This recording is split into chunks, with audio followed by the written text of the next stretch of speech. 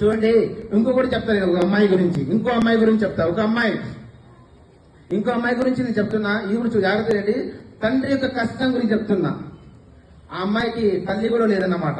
అయితే ఒక అమ్మాయి తన తల్లి చిన్నప్పుడే చనిపోయింది.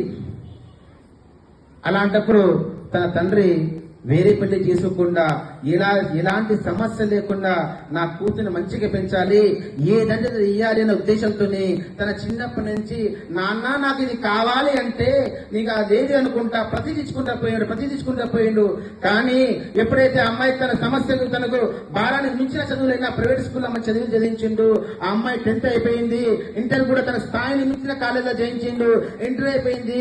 ఎప్పుడైతే బీటెక్ వస్తుందో బీటెక్ కూడా తన స్థాయిని మించిన కాలేజీలో జాయిన్ చేయించిండు. బీటెక్ చదువుతున్నది. ఒక రోజు అమ్మాయి వచ్చింది. అమ్మాయి వచ్చి నాన్న నాకు సెల్ ఫోన్ కావాలి అన్నది.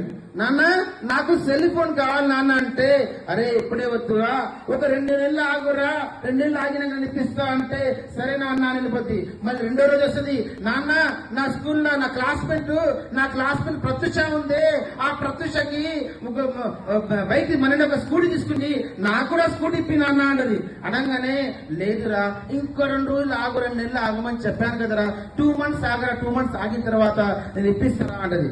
అలానే సరే నాన్న లేదా స్కూల్ లేకపోతే లేదు కానీ ల్యాప్టాప్ అని చెప్పి నాన్న ఇంట్లో కూర్చొని బోర్ కొడుతుంది నాన్న, ఇంట్లో కొంచెం ల్యాప్టాప్ అని చూసుకుంటా నాన్న, నువ్వు నాకు బయటకు కూడా పంపించావు కదా నాన్న అని చెప్తే, లేదురా ఒక 2 months ఆగురా, 2 months ఆగురన్నది. సరే ఆ అమ్మాయి ఉంది. 1 రోజు గడిచిపోద్ది, 2వ రోజు గడిచిపోద్ది, 3వ రోజు గడిచిపోద్ది, 4వ రోజు మనసు వస్తుంది. నాన్న ఏంట్రా అంటే, నేను కాలేజీ ఉంది కదా, మా కాలేజీ అందరం కలిసి టూర్కి వెళ్తున్నాను నాన్న, నేను కూడా టూర్కి వెళ్తాను నాన్న అని చెప్తుంది. అయితే ఇంతకుముందు చెప్పాను కదరా, ఒక 2 నెలలు ఆగమని చెప్పాను కదరా, ఒక 2 నెలలు ఆగురా అంటది. అనగానే చీనాను ఈసారి ఏ అడిగినాను మొత్తం పోస్ట్ పోన్ చేసుకుంటూ పోతున్నా, ఏమి అట్లే బ్యాట్ డాడీ అనుకుంటా పోయి తలుపు టక్కని పెట్టుకుని లోపలికి వెళ్ళిపోద్ది. ఎవరో వెళ్ళిన తర్వాత ఆ నాన్న బయట ఉంటాడు. ఆ నాన్న బయటకి ఏంటి నా అమ్మాయి మాట్లాడుకుని లోపలికి వెళ్ళిపోయింది, మా అమ్మాయి చెప్పింది నేను ఏమి ఇవ్వలేకపోతున్నానే, ఇప్పటికే ఉంది కదా. అలానే అమ్మాయి లోపలికి వెళ్ళిన తర్వాత 1 రోజు గడిచిపోయింది, 2 రోజులు గడిచిపోయింది, 3 రోజు గడిచిపోయింది. నాన్నకు విపరీతంగా బాధ అనిపిస్తుంది. ఆ రోజు రాత్రి పోతాడు. ఏం తీసుకుని పోతాడు అంటే ఇష్టమైన తన కూతురికి ఇష్టమైన స్వీట్ తీసుకుని వెళ్తాడు. స్వీట్ తీసుకున్న తర్వాత తలుపు కొడతాడు. ఒకసారి నా తలుపు కొడతాడు, తలుపు తీయదు. 2వ తలుపు కొడతాడు, మళ్ళీ తీయడు. 3వ తలుపు తెరిస్తే, నాన్న నీ కోసం మంచి నేను స్వీట్ తీసుకున్నా, నీకు ఇష్టమైన స్వీట్ తయారు తీసుకొచ్చానన్నా, తలుపు తెలివి నాన్న అంటే, నాన్న నా ఇష్టంతో ఏం పని లేదు, నా ఇష్టమే అయిపోయింది, నా ఇష్టం చంపుకున్నాను, ఇప్పటి నుంచి నన్నేమవుతుంది.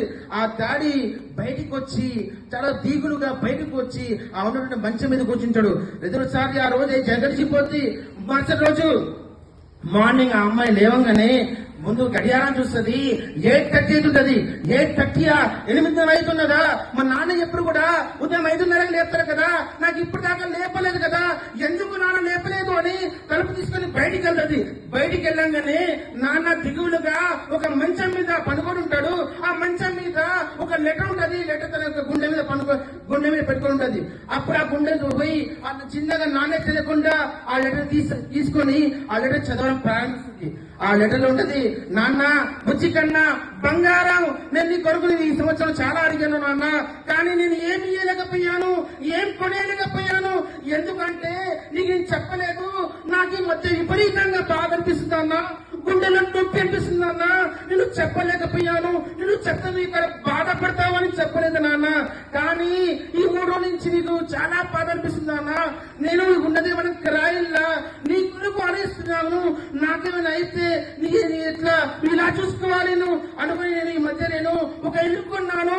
ఆ ఇల్లు నీ పేరు మీద రాశాను నాన్న, నా దగ్గర బ్యాంక్ ఎవరైనా ఉన్నాయో ఆ బ్యాలెన్స్ మొత్తం నీకు ట్రాన్స్ఫర్ చేశాను నాన్న, కానీ ఈసారి నువ్వు సెల్ ఫోన్ అడిగావని ఇయ్యలేకపోయాను, ఈసారి ల్యాప్టాప్ అడిగా ఇయ్యలేకపోయాను, స్కూటీ అడిగా ఇయ్యలేకపోయాను నాన్న, కానీ నేను చెప్పలేకపోయాను నాన్న, బాధ చెప్పలేకపోయాను నాన్న, ఎందుకంటే నా బాధ చెప్పు నన్ను బాధపడతామని చెప్పలేకపోయాను నాన్న, నన్ను క్షమించు నాన్న అని చెప్పారు. కానీ రాత్రి వచ్చాను, నీతో నేను మాట్లాడదామనుకున్నాను, నీ దగ్గరకు వచ్చాను, తలుపు తట్టాను, నువ్వు తీయలేదు, 2వసారి తట్టాను తీయలేదు, 3వసారి తట్టాను నువ్వు తీయలేదు, కానీ మానవునైనా నువ్వు నా కొడుకు ఎదురు చూస్తున్నాను తీస్తామని ఎదురు చూస్తున్నాను అని ఉన్నది.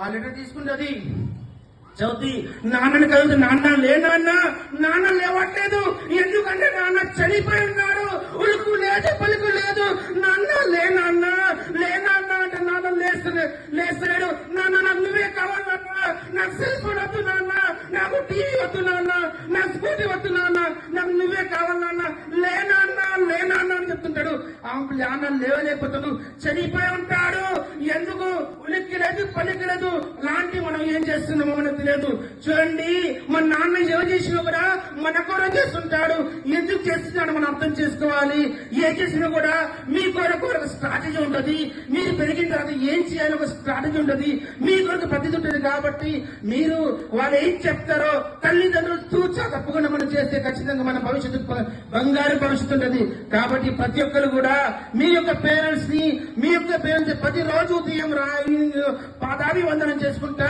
వాళ్ళు ఏదైతే పని చేస్తున్నారో ఆ పనిలో మనం సాయం చేసుకుంటా మనం ఉండాలి వాళ్ళు చెప్పినట్టు వినాలి ఎందుకంటే ఒక అమ్మాయి మాట్లాడలేదు 3 రోజులైందని తనకు ఇంకా బాధ అనిపించింది ఆ డాడీ చనిపోవడం జరిగింది చూడండి దయచేసి ఇలాంటి కసి తీసుకురాకుండా ప్రతి ఒక్కరు కూడా మంచిగా ఉండండి ఇంటి దగ్గర పర్ఫెక్ట్ ఉండండి చదువు మీద ధ్యానం చేయండి చదువు మీద శ్రద్ధ చేయండి ప్రతి ఒక్కరు కూడా మంచి మార్క్స్ రావాలి ప్రతి ఒక్కరు కూడా మీ ఎవరైతే చేస్తున్నారో మీ అయితే కష్టపడుతున్నారో రేపు మీ తల్లిదండ్రులు మీ కష్టానికి ఏతున్నారో మీ యొక్క ఎడ్యుకేషన్ మార్క్స్ చూస్తే వాళ్ళు ఎంత కష్టపడింది మొత్తం వాళ్ళు మర్చిపోతారు ఎందుకంటే వాళ్ళు ఏం చేస్తారు మార్క్స్ ఇస్తారు అయ్యో నా తండ్రి తండ్రి ఇద్దరు పంపించారు కదా స్కూల్ కి వాళ్ళు చాలా మంచిగా మంచిగా చదువుతున్నారు మంచి మార్కులు తెచ్చి చూపించారు నాకు చాలు అని ఉంటుంది వాళ్ళకి కాబట్టి దయచేసి ప్రతి ఒక్కరు కూడా హార్డ్ వర్క్ చేయండి అండ్ రేపు వచ్చే మాట ప్రతి ఒక్కరు మంచి మాట సంపాదించాలి అండ్ డిసిప్లిన్ ఒకటి మంచి డిసిప్లిన్ కి ఒక మంచి పేరెంట్స్ కి రావాలి భారత స్కూల్ అనగానే ఒక డిసిప్లిన్ ఉండాలి భారత స్కూల్లో డిసిప్లిన్ మనం చేస్తే నేను ఒకటే కాదు మారడం నా పక్కన కూడా మారాలి నేను ఒకటిగా చదవడం నా పక్క వ్యక్తి కూడా చదవాలని ఆలోచన ఎప్పుడు వస్తుందో కథను కూడా అతనే పర్ఫెక్ట్ వస్తాడు thank you very much all of you